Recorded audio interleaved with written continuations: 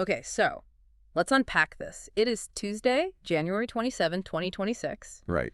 And if you were anywhere near a news feed yesterday, or frankly, just outside in India, it was the 77th Republic Day. A big one. Huge. But while everyone was watching the parade, marching down Kartavia Path, looking at the Rafale jets. The tableaus. Exactly. Something absolutely massive was happening behind the scenes. That's right. While the cameras were all zoomed in on the cultural floats and the marching bands, the real history was being written in the conference rooms. Right. We had the heavy hitters in town, the president of the European Council and the president of the European Commission, right there in New Delhi. And they didn't just come for the display. No. They certainly didn't. They came to sign what the media and our source stack is already calling the mother of all deals. And honestly, I have to admit, when I first saw that headline, I rolled my eyes a little. I can imagine. I thought, okay, here we go. Another trade pact, another photo op. Another document that sits in a drawer gathering dust. Exactly. But then I started digging into the numbers, the research you sent over, and I had to sit down. It is staggering, isn't it? It's not just staggering. It's almost hard to wrap your head around. Yeah. We are talking about a deal that covers 2 billion people. 2 billion. Roughly 25% of the entire global GDP. I mean, those are numbers that usually belong in like a sci-fi novel about a planetary government, not a trade deal. Well, it is a quarter of the world's economy. But look, big numbers are. They're easy to throw around. Sure. What makes this the mother of all deals isn't just the math, it's the architecture.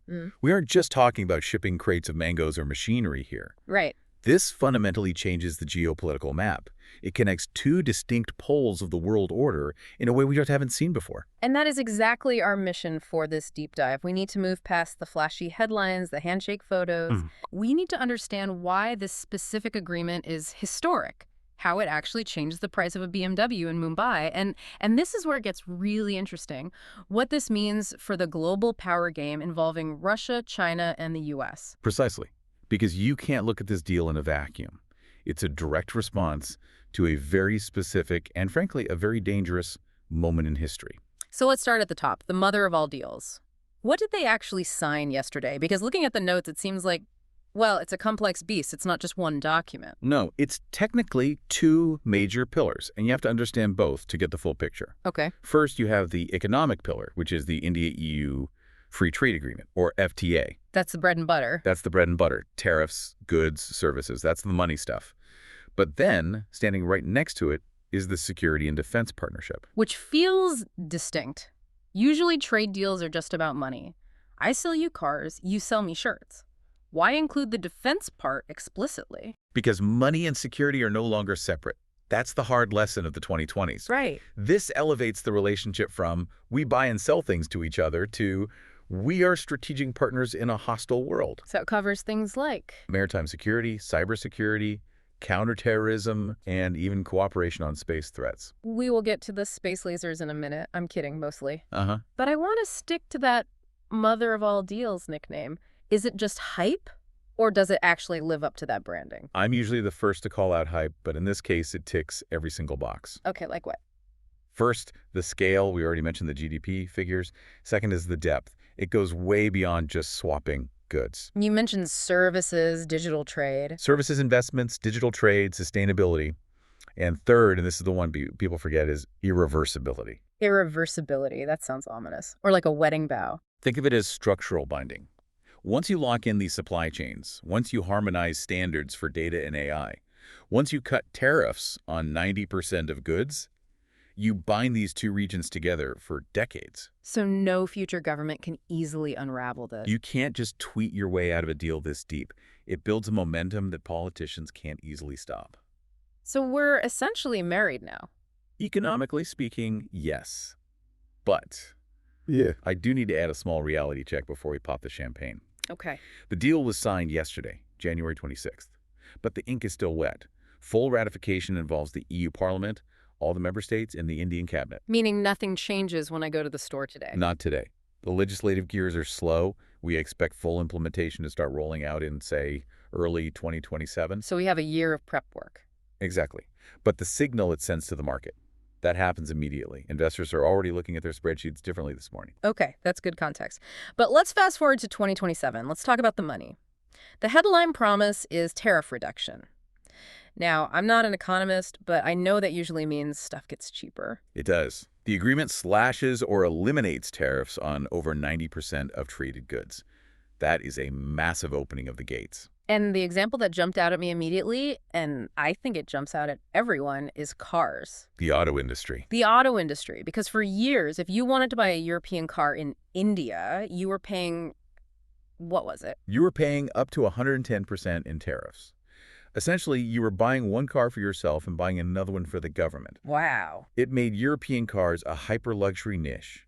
Even a standard German sedan cost a fortune. Right. So does this deal mean I can walk into a showroom in 2027 and buy a German luxury sedan for half price? Well, let's look at the fine print because the devil is in the details here. Always. It's not an overnight free-for-all. The tariffs on EU cars are being reduced to single digits, which is huge. But it's happening under a quota system initially. Oh, a quota system. They are capping the number of fully built imports at that low rate to protect domestic Indian manufacturers. Okay, so it's not a flood of cheap imports. No. But the bigger story here isn't about importing finished cars. It's about the supply chain. How so? This deal opens the door for European car makers, VW, Mercedes, BMW, to integrate India into their global production lines. They can now import high-tech components. Engines, gearboxes. Engines, gearboxes, advanced sensors into India with much lower duties. So instead of shipping the whole car, they ship the complex bits, assemble it in Pune or Chennai, and sell it there. Exactly. And potentially use India as an export hub to the rest of Asia. I see. It breathes new life into the Make in India initiative, but with high-end European engineering.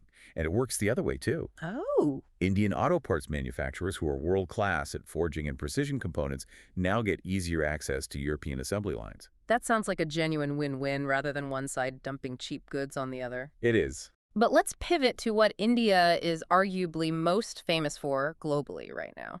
Tech. The office of the world.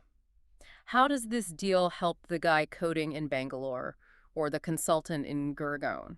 This is where the deal gets sophisticated. It's a huge win for the services sector. Okay. The FTA ensures predictable market access.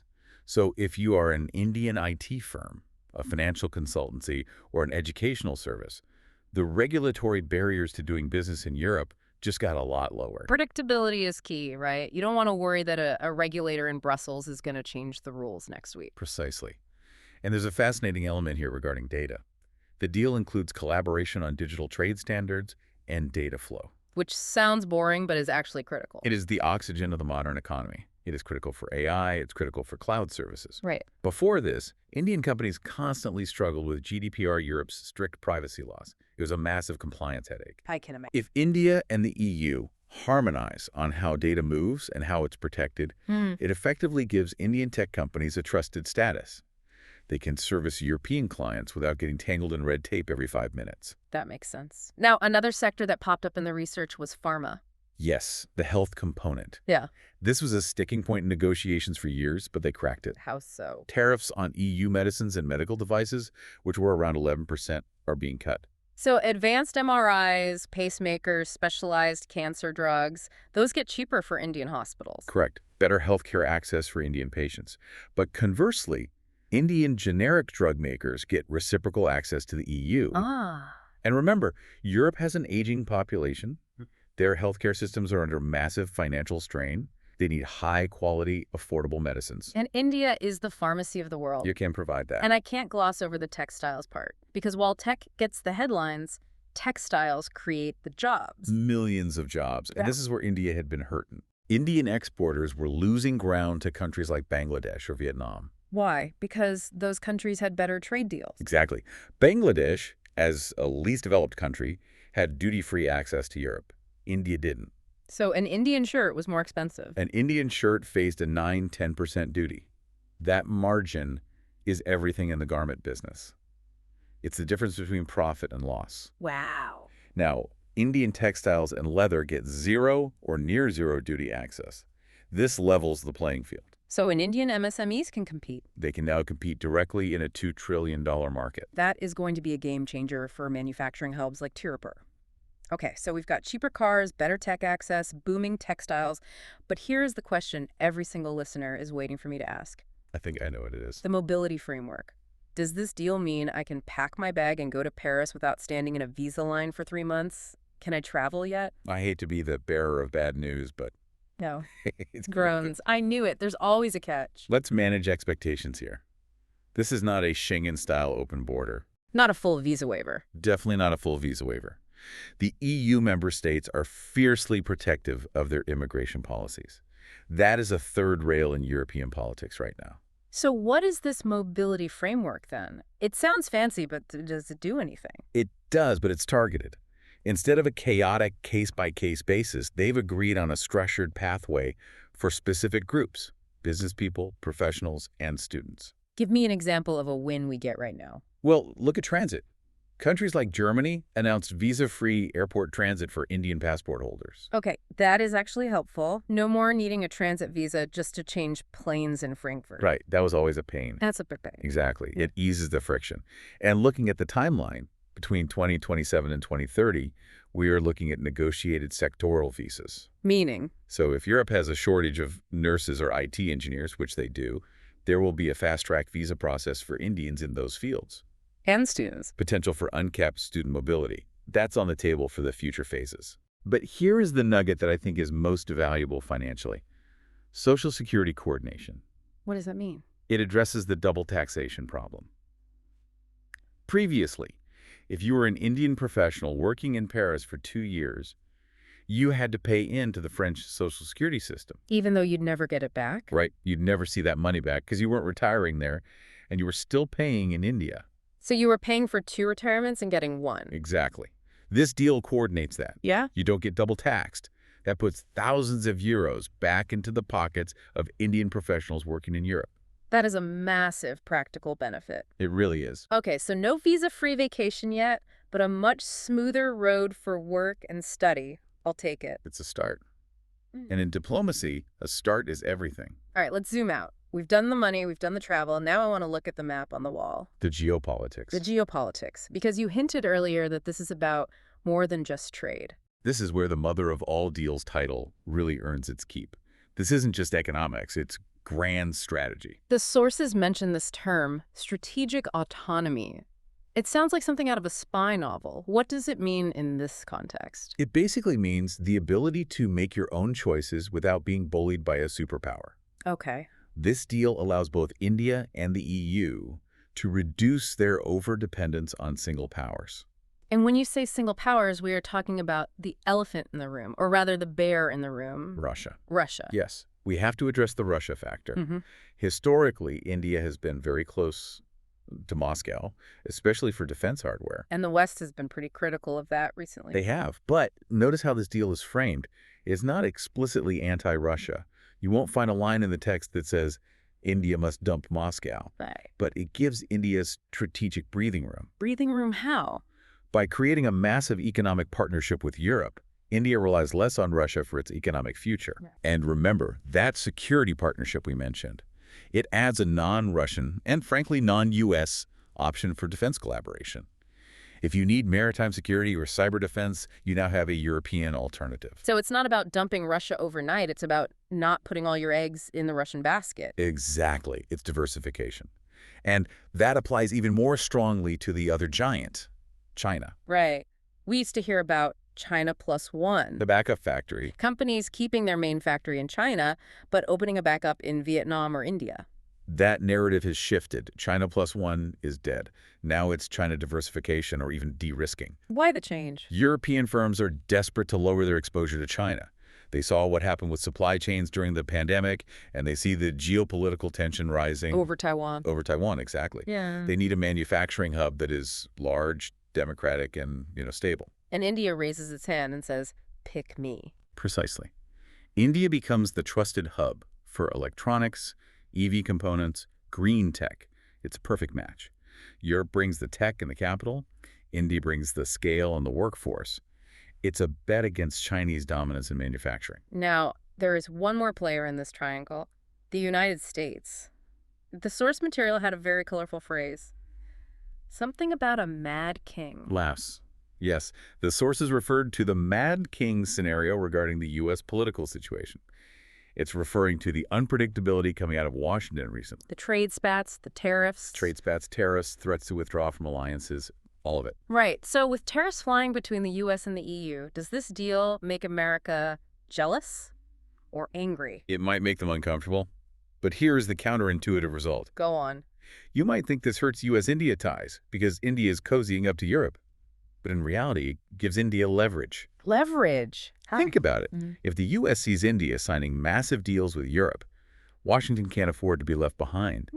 It might force the U.S. to offer India better terms, better technology transfers, just to remain competitive against the Europeans. That is fascinating. So by signing with Europe, India actually increases its value to America. Exactly. It's classic balance of power diplomacy. India is saying, I have options. And when you have options, you get better deals. Smart. Now, before we wrap up, I want to touch on one last thing that feels very 2026, the green transition. Right. Because you can't sign a deal this big today without talking about the climate. You really can't. And this is a future-proofing mechanism.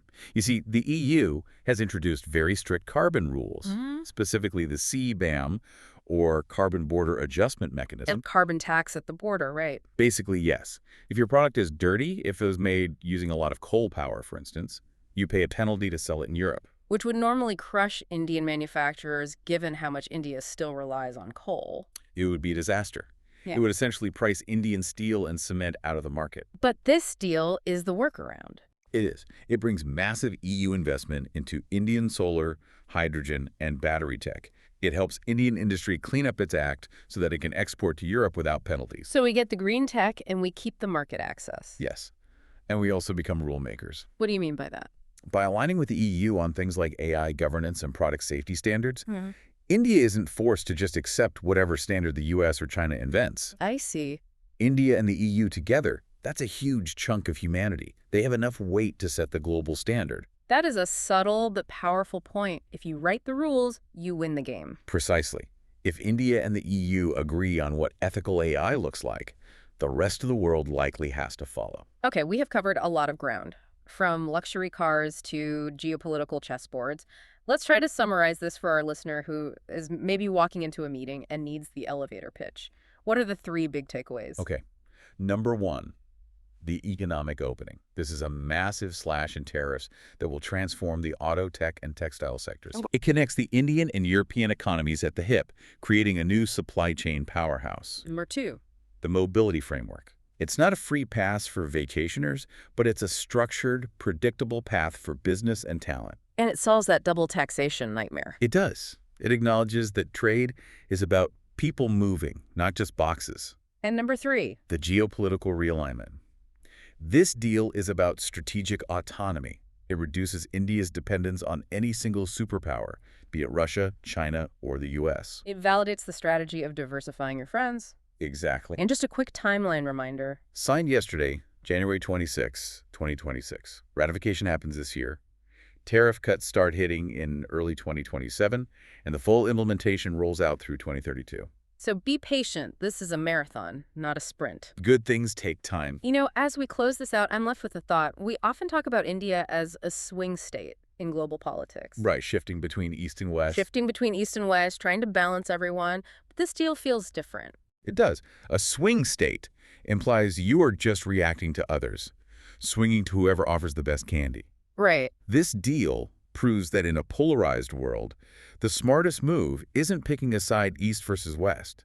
It's about becoming a pole of power yourself. That's it, isn't it? I think so. By signing this, I think the question isn't who is India siding with. The question is, has India officially moved from being a swing state to a global anchor? That is a huge question to leave you with. Thanks for listening to this deep dive into the India-EU pact. We'll be watching closely as those tariffs start to drop. Absolutely. It's going to be an interesting decade. See you next time.